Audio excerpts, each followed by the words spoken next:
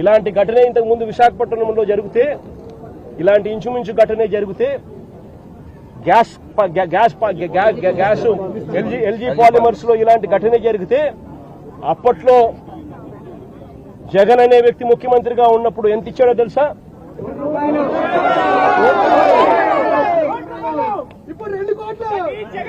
జగన్ అనే వ్యక్తి ₹1 కోటి ఒక్కొక్కరికి ఇచ్చి ఆ కుటుంబాలను ఆదుకున్నారు. ఇప్పుడు ప్రభుత్వం చేసిన తప్పిదం వల్ల ఈ ఘటన జరిగితే అసలు ఆ కుటుంబానికి నువ్వేం చేస్తా ఉన్నావని చంద్రబాబు నాయుడు గారిని అడుగుతా ఉన్నా.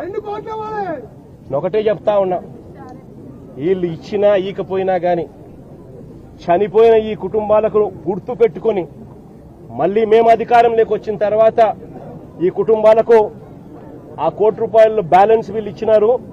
మిగిలిన బ్యాలెన్స్ డబ్బు మన ప్రభుత్వం వచ్చిన తర్వాత నేను స్వయంగా ఇప్పిస్తానని చెప్పి కూడా చెప్తా ఉన్నా.